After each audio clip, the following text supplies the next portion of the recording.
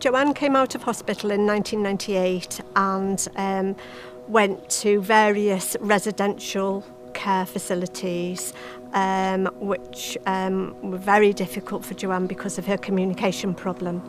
In 2003, we bought this bungalow and an agency was employed, but we found that very stressful because of different staff that didn't understand Joanne and sometimes didn't turn up.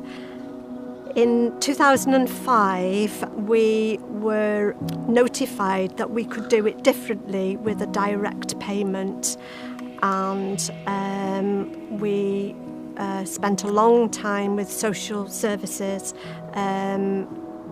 putting together a team to enable us to have consistent staff, and that has been a journey that we've been on. We've had some bumpy bits, but we are in the best position ever for Joanne.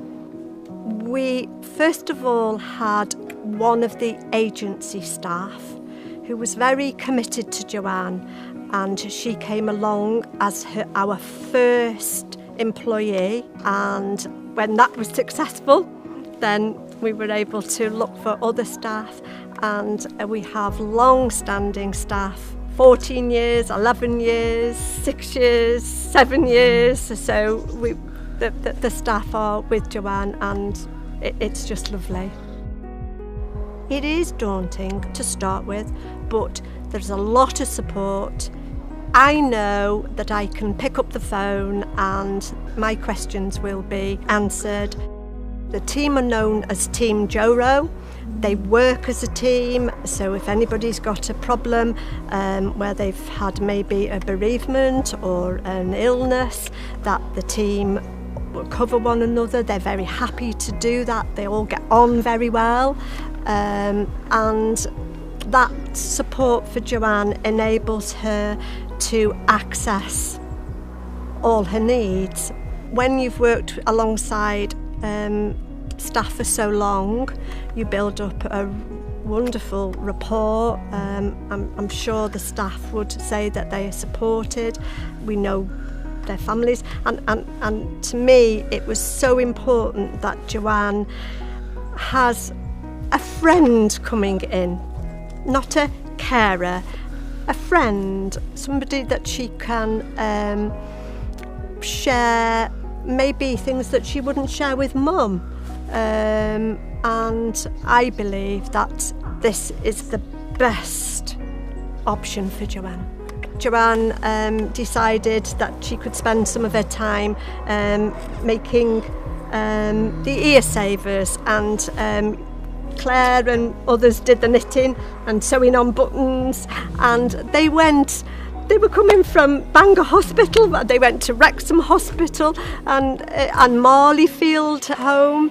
And also Joanne decided that her money that she would have spent on going to the cinema each week, she collected for the food bank. And we went every Wednesday, didn't we, Joanne, with parcel for the food bank. And I think that was very important, that Joanne understood that there were others really struggling through COVID, and to try and do your little bit is huge. Joanne loves doing craft, and she makes all birthday cards and makes bags and all sorts. So they have a lovely time. When we were faced with this as a family, we knew our lives had changed forever.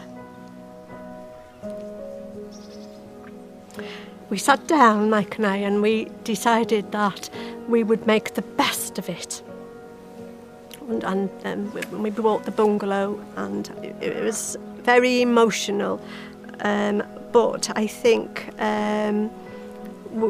our main concern, after experiencing residential care, Joanne was only 20 when happened, and to have had a lifetime looking at four walls would have been we couldn't have gone there. We couldn't have gone there.